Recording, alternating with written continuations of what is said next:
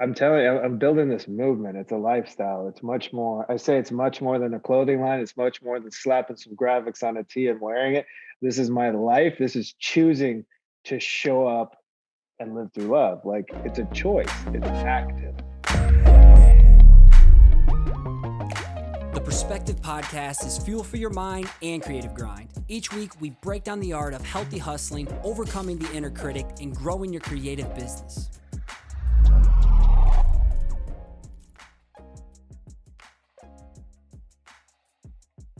PC family, we have Ruben Rojas back on the show today. Welcome back to the Perspective Podcast, brother. How you been? I've been amazing, doing it here. Thank you so much for having me again. Yeah, it's been a trip to see all the cool shit you've been doing over the last year since you've last been on. You were originally on, for those who haven't heard of you before, episode 139, August 14th of 2019.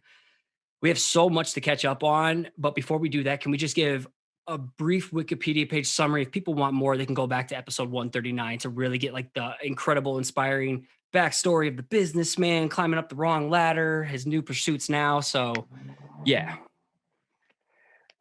Since that episode, we are obviously full on art creative entrepreneur. And where we've expanded is, clothing, books, jewelry, car collaborations, you name it. So it's just, it shows you what you have when you stick to a vision and follow through and keep pushing through it and doing what you love and living through love.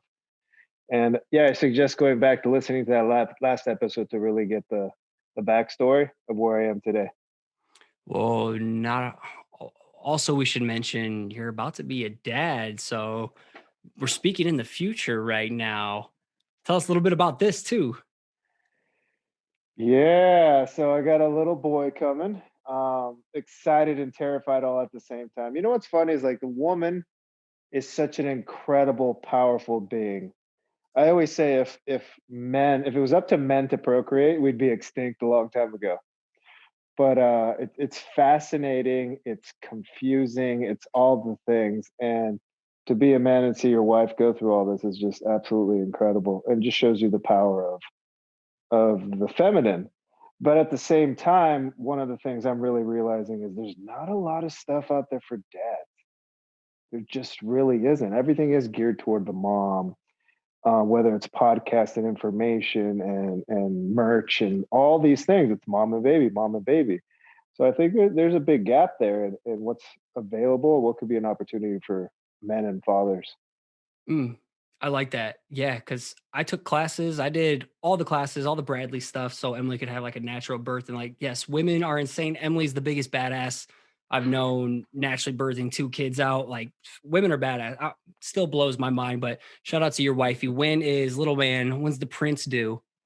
He's due February 18th, so Oh, it's 5 days okay. after my birthday. Oh, wow. Okay. That's the due date. But sometimes it's 8 days later. Sometimes it's right on the date or early. So maybe an Yeah, early yeah. congratulations to you now when this comes out. But regardless, let's talk about the big thing right now, your lifestyle brand. Talk about the evolution of that, live through love, what it is, where it came from, where it originated, picking back up the pieces from episode 139. Yeah, so live through love, that phrase is the simplest way to wrap everything up. It started with that first mural that says, "Who will you be?" And it's got all these ways of being, right? Grateful, leader, worthy, love, responsible, joy, happy, humble, right? These are ways of being. And it goes back to that same conversation. If you flip on the TV and it's just fear, politics, COVID, racism, like everything about that is not showing you the good in humanity. And it's kind of terrible. And we're Intentionally. inundated. Intentionally Yeah, to create that divide and barrier. But if you speak on that, exactly. you're a conspiracy theorist.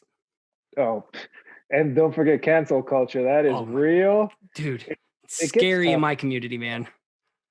It gets tough. So live through love has really just become the simplest version of doing that. Simple, like Nike, just do it, right? Live through love. It's about living through love, and it's a proactive way of being. It is not easy by all means. It is much easier to wake up afraid and depressed and, victimy and all these different ways. But it's about looking at the positive, being proactive, taking responsibility, not being a victim. And that doesn't mean that fear is not okay. It is okay. We're human. But the evolution was like, a mural became many, many more murals, became artwork. And now it's become a lifestyle brand where you can wear it. You can wear it on your chest. You can wear it on your head. You can put on a pair of joggers. It's available in water bottles and a lot of stuff coming out down the pipeline. So it's really exciting and it makes it more attainable and it makes it more of a reminder for people. So the more it gets out there, the more bodies that start wearing it, the more people start seeing love, start living through love. And the thing that humbles me the most is when people wear it, tag me, and they talk about why they live through love. They talk about why they believe in this. Besides it, yeah, it's cool. It looks great. It's designed well, but it's not just some random merch. Like it's something you're really falling into. It's something that you're really starting to generate a better lifestyle for yourself. Especially in a world like today where it is fear, fear, fear, fear, fear. Like I tell people all the time, like, stop watching TV for a little bit. Go focus on yourself, your self care. Go make something. Go do something positive. Go make an impact on someone. Like go challenge yourself. And Mhm. and what I love about it, there's also this stigma of toxic positivity, which I known you and I've gotten to know you. I've seen you speak. I've had you on the show. And then the other angle of manly men like you and me, kind of jock creative kind of types, and talking about love. And there's a lot of haters and trolls out there that just rather be pessimistic, naive, cynical assholes. I'd like to know kind of both of the angles. How do you navigate in between toxic positivity and those who just think of love as a buzzword and immediately are dismissive of it, and I guess troll or stereotype or scrutinize someone? Because if you, I guarantee you've dealt with it, and I've dealt with this kind of stuff too, always. Yeah, it's like one way it is when someone meets me, they're like, "Oh, you really are what you're putting out there." I'm like, "Yeah, that's me. That's who I am. This is how we operate, my wife and I." Um, it's not that fake bubbly positivity or optimism. It's coming from personal responsibility. I take personal responsibility for my actions to be positive, to lead and live from love, to move forward in that. It's not about like asking someone else to do it for me or consuming a ton of content thinking the more I consume it's just going to miraculously happen to me, right? So that's one way of dealing with it. Another way, as I say, like this isn't foo-foo. This is active. This isn't like bubblegum love. This is just a way of being. This is very active, very intentional, just like going into the gym and training, right? You're lifting some weights to get stronger, to get fitter, to be healthier. I'm not trying to use, authenticity and emotional intelligence and a lot of those buzzwords, but just say, look, living through love is just literally catching yourself. Hey, did I come from this place or am I coming from this place? And trust me, I come from the other place a lot. Someone pisses me off for whatever reason, cuts me off. Like there's many ways. It's just a matter of trying not to live in that path for too long, It's a right? Shake filter. it off, come back to, yeah, it's a filter. So, I always say, I'll challenge you. I'll challenge you to try to live this way a few times, but it really stems to self love. It really stems in like, what are we trying to fill these gaps and voids with superficial stuff? So, if you really want to do the work, you're going to look at yourself. Mm. I think a lot of people don't want to do the work because it makes them uncomfortable, and more specifically the inner work. The inner work, that's the Hmm. uncomfortable work. Like it's scary. The unknown is scary. Like for me, I'll never want to go in the ocean, deep in the ocean, and I don't want to go to outer space. Too many unknowns.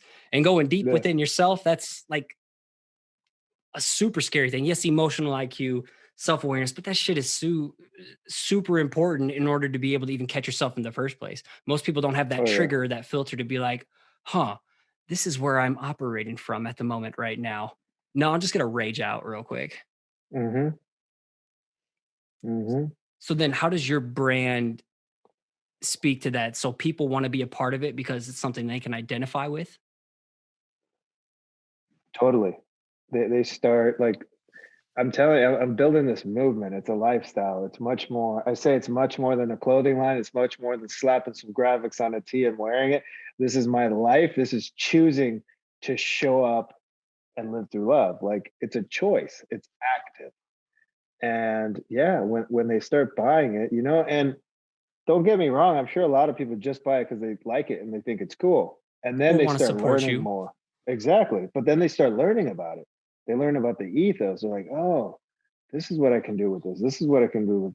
And they just start learning more and more and getting engaged. So the initial thing is like, let me grab your attention. Then let me walk you through what this becomes, and start, becoming part of the lifestyle and a Mm. brand. I think that's the beauty of like artists, visual artists like us, who also are like businessmen, storytellers, fathers, is our work is the honey. It's the honey. Let's attract the eyes, let's attract someone to it. And then our message, our contents, our writing, the storytelling, that's like gonna blast someone's heart open or radically shift the lens of which they see the world. So I think that's where we get an advantage being creatives. Hmm. Hmm. Yeah. Provide the honey to trigger the aha moment. Mm, no. So this wasn't the mission. This necessarily wasn't the vision when you got started off. Again, go back to the previous episode, but when it first started off, where were you? Just trying to find your voice, your style, coming from that business world to where you are now? And then where did you realize, like, hey, I'm onto something here? And when did you catch that little glimpse of the spark of like, aha, this is what it is becoming? What was that transformation like? Because people feel like they have to have it figured out all the way or right away. They don't give themselves permission to play, just experiment and find themselves through their work. No, totally. That's very true. And I don't even know if I could still pinpoint the aha, that moment. Oh, this is where it clicked together.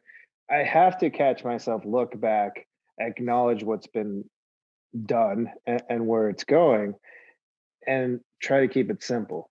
But I'm still figuring it out. I'm still moving forward. I'm just trying to expand and move forward in as many options as possible. And what can I apply what I'm doing to and toward? So the simplest way was the aha moment, kind of probably a year ago. Was like, okay, it's live through love. Because before I had a more long winded definition of inspire you to view the world through the lens of love. And that's more under the EQ world, right? That's more in that kind of space. But live through love is simple. Like, you see it, you hear it, you know what it means, right? It summarizes the whole thing. So that happened about a year ago, and now it's just moving it forward. I don't know where this is going to continue to go. Did I ever think I can apply my art to so many things and keep it authentic and keep it on brand and keep it with purpose? No, but you won't know until you do it. Talk about the constraints within your work. You operate within constraints, and I deal with creative, especially I'm a creative side hustle coach. I'm helping people take their hobby to a profitable side hustle to scale it to a potential full-time business. And so many creatives are scared of constraints. And for you, you have so many constraints in terms of the content and the message, but yet maybe the variables is like color palettes or applications of where it's at. So talk about the strengths in your work and how that like breeds creativity or makes your job easier, or helps it live up to the message and the positioning. No, that's a great question there. Great topic. Because like when you started, were you just doing all sorts of things, like writing all sorts of words, whether it was Yeah. painting a brush, graffiti, and then one day it just landed on love, and now you just make love over and over and over again? Like, what was the thought process behind that? So, and Yeah. where did you implement the constraints? Because this is a powerful thing people don't want to talk No, about. no, totally, totally. So if you look at my work, there's a couple of things. I have made the love. That single love is the Nike swoosh. I keep comparing to Nike because Nike's a company I look up to. Their creative's insane. Their marketing's insane. Just everything about it. And like, if I want to go down that path, I'm going to start looking at these other companies doing amazing work over time, and how can I grow and aspire in keeping true to my ethos. So that love in my head, how do I make it Nike?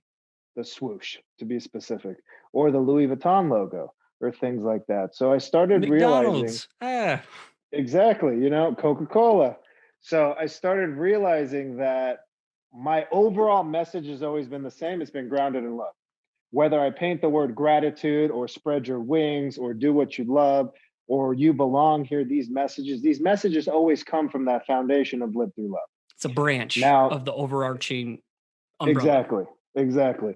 But colors grab people's attention. Colors make us feel good. They give us feelings, they give us memory. So I always use a lot of bright, bright, bright colors, especially on the big, large scale murals. And the scripted love, I didn't actually go around painting a ton of love murals.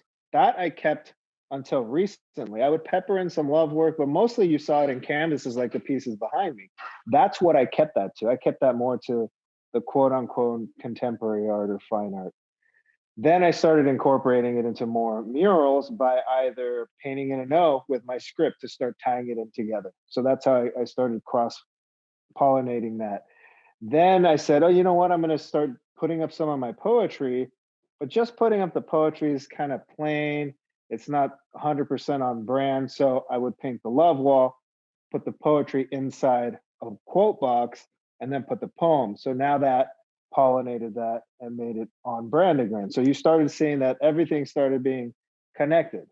And then the love was the script that always kind of put everything all together. And as far as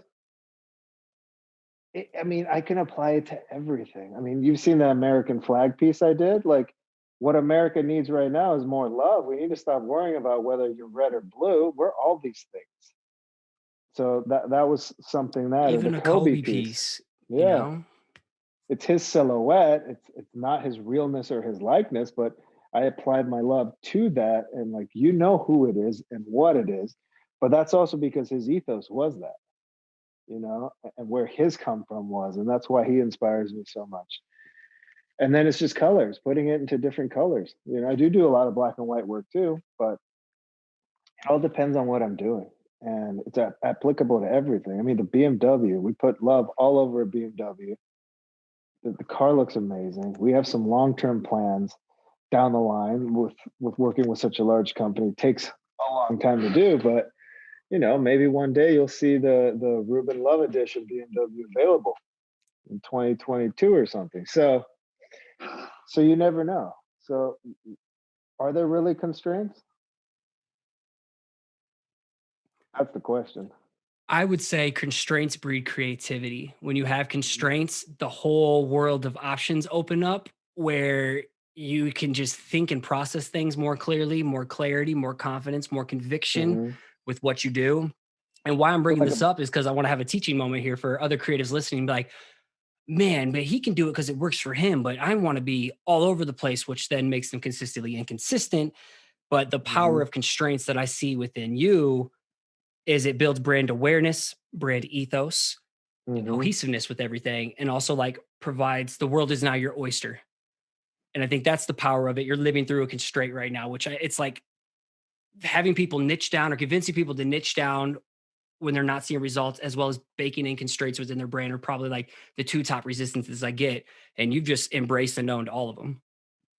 hmm So like a brand guideline. Yeah, yeah, that makes It's sense. brand identity Yeah. guidelines is basically what you've created for yourself. Is what I want to provide. Like every big ass business, Nike, whoever has a brand identity guideline. Why shouldn't you in your personal brand or any creative who's building a personal brand?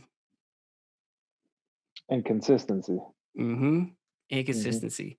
So how do you deal with like a hater then of what you're doing? What's like, you don't have to name anyone specific, but what's like the most negative thing that you've gotten? You've gotten tons of positives. I've gotten tons of positive support, encouragement. But you always get like that one asshole who just needs some love. But like, what has someone said to you? How has it made you feel? And then how did you go through your filter to respond or not respond or create something from it? That's real. There's a lot of truth in there, and there's a lot of way that I answer it. I never deflect anything, but I also to be honest, I know there's a lot of people with that energy out there, but I don't think a lot of them have the courage to just throw it in my face directly. Um, but it comes down to, for example, this is a terrible example. Like a book review, well, coming soon, Yeah, which we'll get no, to, it's or a it's blog more post or a comment testimonial on a product. the negative stuff has been mostly due to fear. It wasn't anything about my art or anything. Like I've had people call me liberal leftist, yada yada yada. I'm nothing. I'm nowhere near that over there, Dude, right? you have a background in being a capitalistic mindset businessman. Yeah. So it's like someone replied to my newsletter one time that's like, da, da, da, you liberal, you this, you that, because I had masks and because I was supporting Black Lives. Not specific to like a group or something, but I was supporting the movement. And there's a multiple reasons why that I don't even need to explain. But there's also the notion of I saw all these things happening, but it was all being led by fear. And if I could interject love in some way, that's what I really wanted to push forward. Like, hey guys, let's speak up for each other. Let's stand up for each other, but let's come from this position of love to do so and hear our indifferences and listen to each other. And you don't have to agree, right? Why is it that anyone that voted for Trump is automatically a racist? Why can't two people just have a conversation and be like, okay, cool, I still love you? Or Biden and vice versa. Like, why is politics so dividing? So that was a comment, and I just replied to how did I forgot how I replied to him. But he clearly just needed love and didn't understand where I was coming from. I don't need to explain myself because it wasn't for him. He didn't unsubscribe.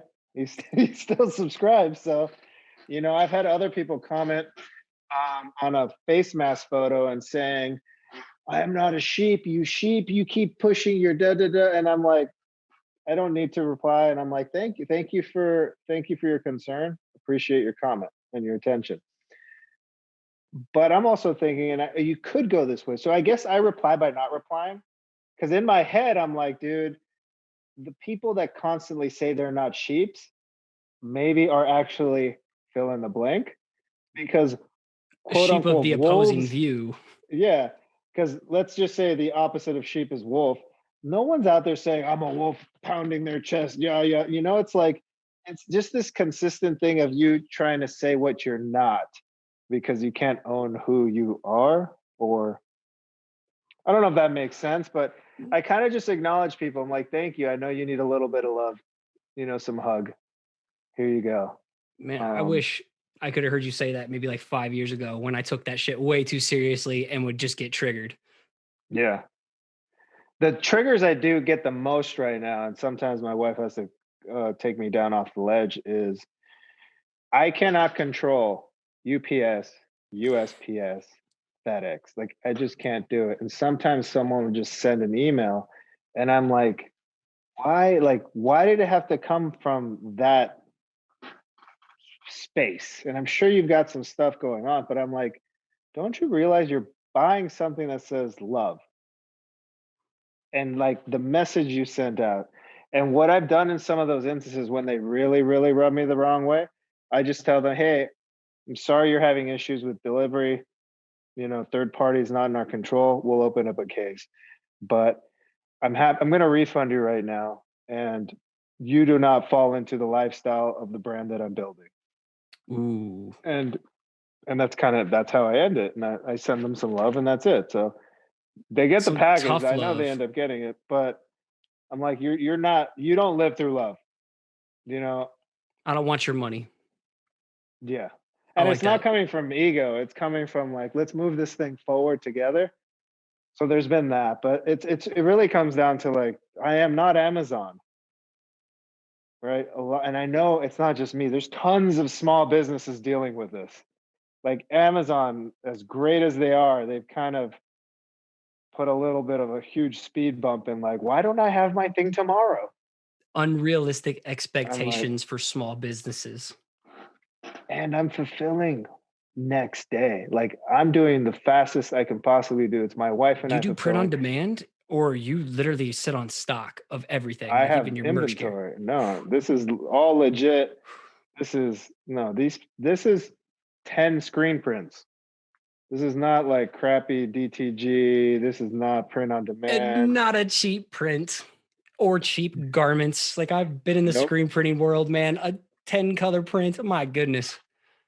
Yeah, so a lot of screen printing and a lot of the simple ones, single love, single screen print, but like inner branding, bagging, tagging, the whole thing. So yeah, I have a whole nother studio like this now that's just full of all the merch, boxes and shelves as it keeps growing, like cut and sew leggings. This stuff isn't cheap, and I make it here. So like they're cutting and sewing downtown LA. Not overseas This somewhere. these gold pieces are literally handmade here downtown. The tie dye is done down. So like it costs way more to make too. So Which is you're a premium brand. You're not a discounted brand trying to compete with the sales rack at JC Penney's or something like that. How do you manage yeah. to balance all of this between the lifestyle brand, the gear, the merch, custom commissions, murals, as well as like being home and present for wifey? Well, I make sure I go home every night. So that gets us there, and we're If you're like obviously me, in you lose contact track all of the time. time because your work is play. Yeah, no, exactly. That happens a lot too.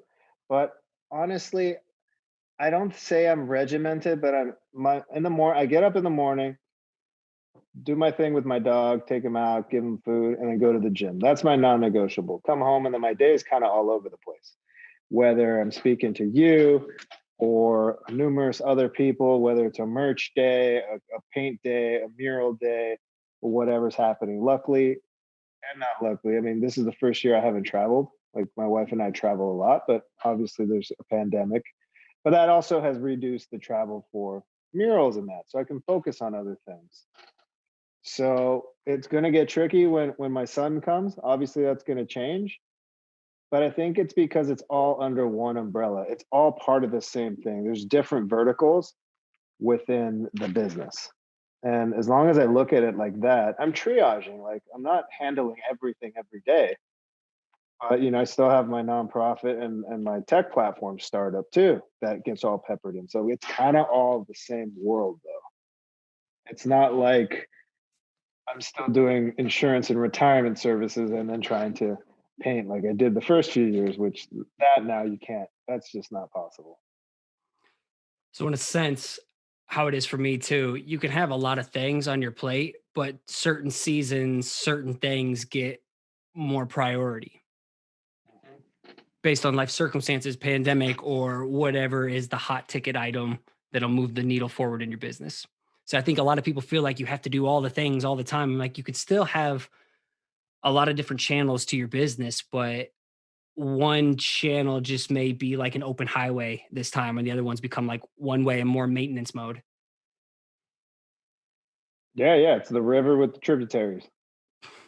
Okay, that's better than the roads and the highways. Um, let's talk about the evolution then. I think this just naturally takes us to the book, which I caught wind of a couple weeks ago. I'm like, yep, it's time. I've been talking to you on the side, like, dude, I got to get you back on somehow. And I saw you post that. I'm like, yep, this is it. So I want to know, especially about the book coming up, some details about it, the thought, so the thought and the evolution, the process behind making it, and yeah, give us the goods, man. Yeah, so the book's called Live Through Love.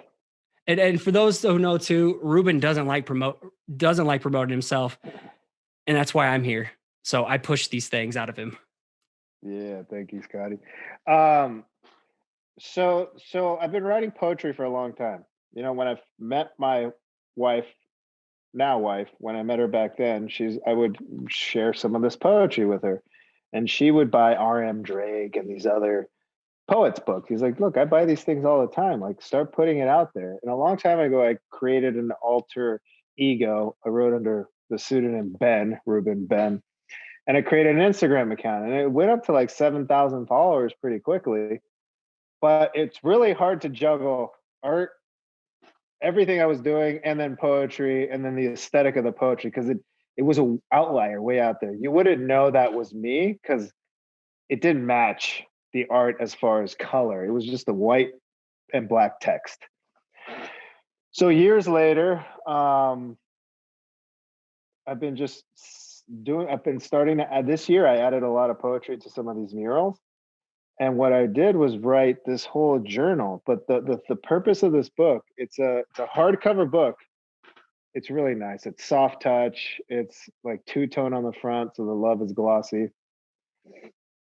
You guys will be able to see it later, obviously. But obviously it's all on brand as far as what we got going on in here. It's Iowa Hawkeye colors too, so I'm immediately attracted to it. And then it's just my poetry in different forms and writings. And then there's blank pages in here for you to actually digest it, write in it, tell me your thoughts. There's exercises like write yourself a love letter. So one of the poems in here, it's only as perfect as the work you're willing to put into it. And that's it. It's simple. Just let that sink in. On the other page, it says, what are you willing to put work into? And then you can start filling in and start writing that down. So it's a lot of that, but it's literally a journal of self-love. The way you start this book and the way and the intention of how you end it is that you find yourself and you fall in love with yourself. The inner work. Very simple. It's inner work, but through graphic design, through art, through poetry. But it's not heady. It's not like some of these huge, it's not a self-help book at all. If anything, most people I don't think are going to write in it, or they'll get two copies, one that they could write in and one that can sit there. And I see this like living in a lot of different places all around. And the kicker is, did you see what the Pantone color of the year was just announced? Yellow. Exactly. PMS 120. What is it? Yellow and cool gray, but like the book's yellow. Did you intentionally do that? I intentionally made it yellow. I did not know. Okay. I didn't know if you like saw that, got wind, and you're like, yep, this book is coming from here. They just announced that. This has been in print for a while now. So okay. Yeah.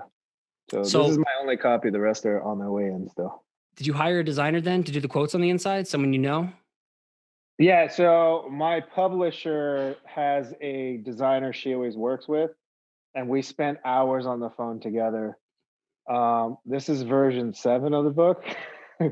So we went through a lot of fonts, a lot of text, it was originally going to just be black and white. The inside has some art. It explains the ethos of my self-portrait. So you get a glimpse of like where this all comes from and how it ties together. But it's now like it uses the font I use in most of my work. It's got my loves in it and things like that. So with another designer's help, because that's not my forte. I'm not an InDesign guy. I'm a draw. I don't envision you sitting there on a computer laying out spreads and everything. But another tip for constraints, you just said, you have one font that you navigate through within your brand. Another one out there. So I do. Where can people go and get this? Because when we originally talked, it was pre-order time. Where can people, if they're vibing to what you say today, vibing to your previous episode, want to get to know you more, want to be a part of this movement, as well as support you through this book, where can they go and get it? Where can I go and get it? Available? You can go and get it on RubenRojas.com. So everything's available on my website. Also, livethroughlove.com leads you to that as well. And I'll have a pre-order link. Today we are on January 27th. Yeah. So it should be live by then for sure. Yep. Yeah, so it'll be available on my website. I don't know if I'm going to do Amazon or any of that kind of stuff. I just put everything on my thing, but it'll come with some fun things. I got those acrylic blocks, bookmarks, some note cards. So the first 200 are going to be signed. No limit on how many you can get. I'd love to sell them out and get them out there to the world and go with edition 2 and 3 and 4. So for those, because I come from an interactive digital good products world too, as well as tangible, but do you ever think about making like an ebook version where people can also get that so they're not so scared to like fill out the answers in the book? So I do have it ready to go as that. It's just a matter of formatting it a little bit different. So yeah, it's a matter of dropping it. Perfect. Perfect. So I know a Yeah. lot of people are going to want that ebook version as well. So what's your goals then for the next versions? Where do you foresee round two coming? What kind of ideas you got brewing? That way, the next time when you're on the show, you'd be like, voila, I manifested these things. You know, I put it out there right here. uh, there could be different colors, right? Different editions, different colors. Maybe next year I do it in some blue color or whatever the case is. I have a lot more poetry that I have never shared yet, and I could always get to writing more. But I really think that the next book is actually going to be like the manifesto. Go Really on. diving into the story. Like it'll be like how did I get here type book. It'll be that book. Um, Like an autobiography kind of thing. yeah, something like that, and write it together. It'll probably be obviously called Live Through Love also, but it wouldn't be the poetry book. And then another one that I've been wanting to play with is, like those Fade on books or those Taschen books, like, but of my murals around the world and all the things that I've done and just creative process. So more of a very nice graphic book of, and it's kind of funny because if you look at the stuff back 4 or 5 years ago, the quality of photo then to now to this, so that'll also show you like the evolution. I think it's kind of cool. Same with video. I have years of video now, so who knows where all this will go. There'll be a documentary one day.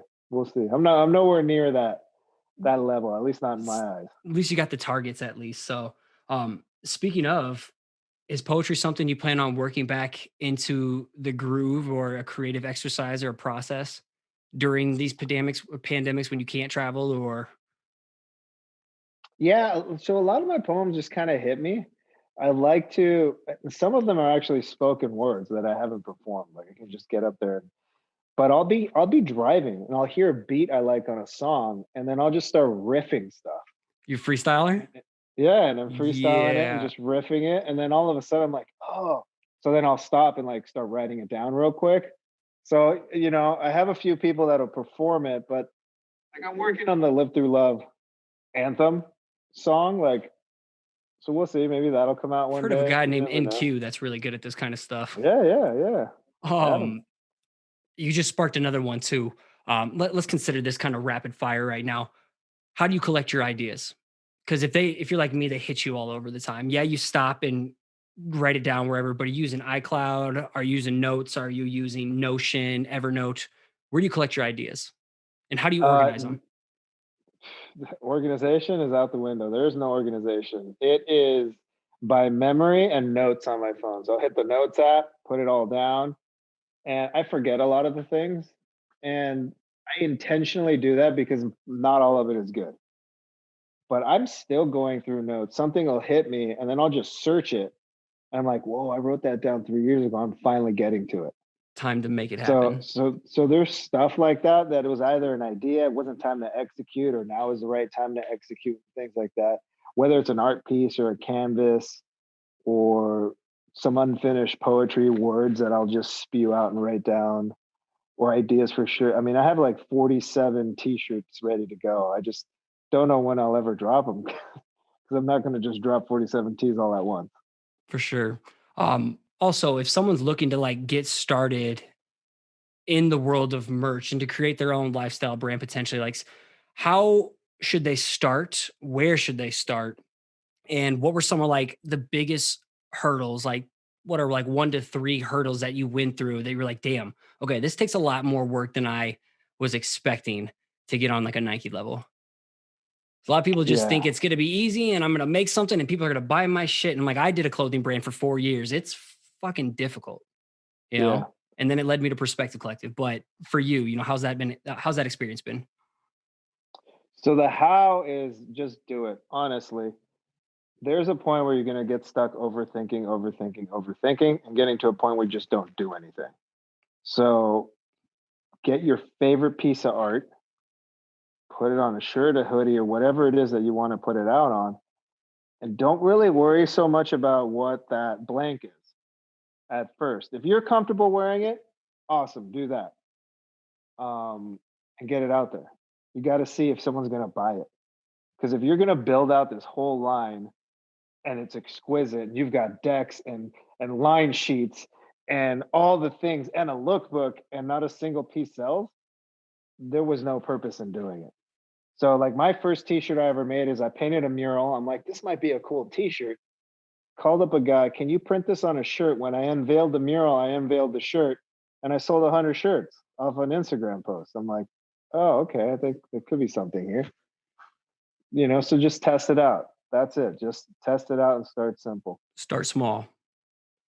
Um, and then the obstacles. Honestly, I've never worked in retail. I don't know anything about retail. I've always loved fashion and shoe design and all those things. So I have a little bit of knowledge, but at one point, this guy's like, yeah, can you send over your tech pack? I'm like, what is a tech pack?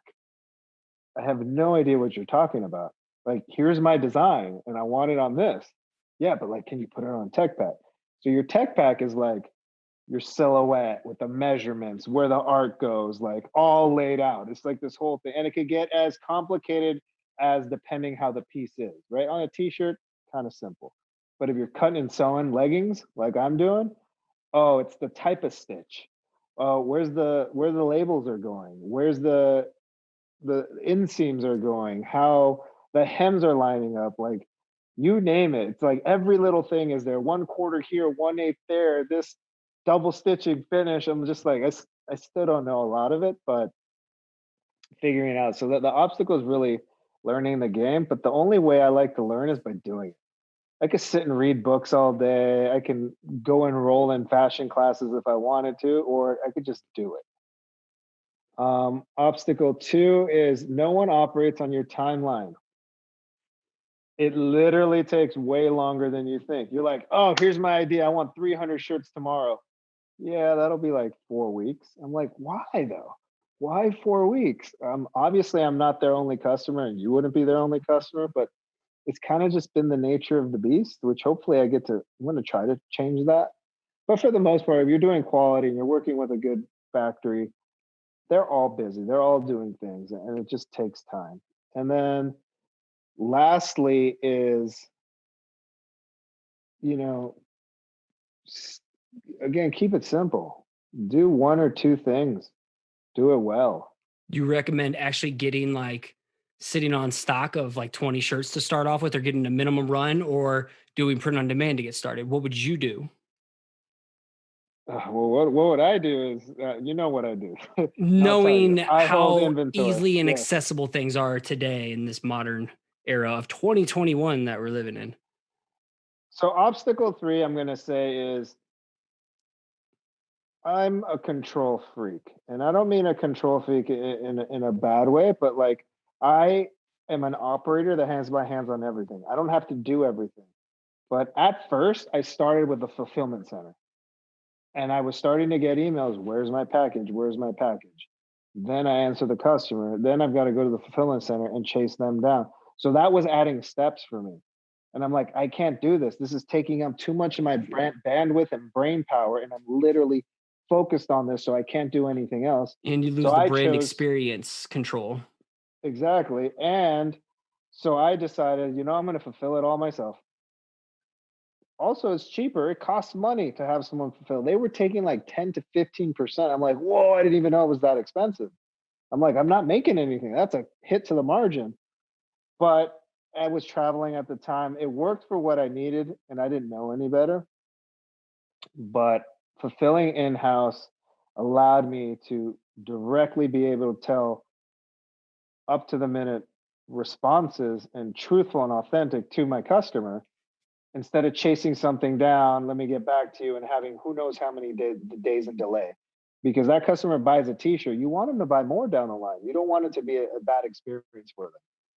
So that's that obstacle. I would say I personally would recommend having stock and inventory for that reason, but that's cash flow.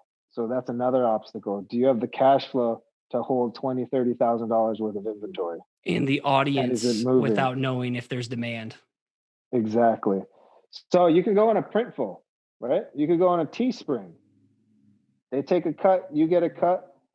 But if you sell 1,000 shirts that way, then you have something. Go do something. If you don't sell anything, you didn't lose anything, but you at least satisfied the urge of what if.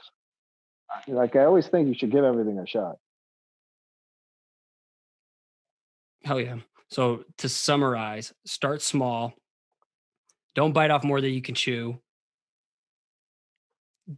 Be cautious if you go the route on print on demand, which is less risk, but less control versus sitting on stock due to cash flow. So start small, take action, don't overconsume, and just get in the streets. Just make it happen. Like, quality over quantity. Let's add that one in there too. So don't go make a bunch of Gildens t-shirt. The go-to cheapie. Yep. Well, I appreciate you coming on today. One more question. Where can people go to follow you online and support you? I know you kind of dropped it once, but this allows me to just like intentionally do it as well as include it in the show notes. Yeah, so everything is at Ruben Rojas, RUBENROJAS, RubenRojas.com, Twitter, also Facebook. I do have a second Instagram account, which is at livethrough.love, which is the brand account. But that's it. Just my name. You can Google me. And if you message me, DM me, I reply. Sometimes it takes a while, but I reply, and I appreciate anyone's comments and feedbacks, and just saying hello. Word, man. I am super grateful for your time. Thanks for making time to come back for round 2. I'm stoked for round 3 and to see what kind of cool, crazy shit you're doing then as a dad. So congratulations to you, man. I'm so stoked for you guys. You're gonna be an incredible father. Thank you. Thank you so much. All right, brother. We'll be in touch. Peace. Later, man. Thanks again for listening. It'd be awesome if you took the time to subscribe to the channel, hit the like button, and let the comment below so we can connect. Again, if you want to catch a shout out as a future listener of the week, make sure you subscribe to the show on iTunes and give it a rating and review.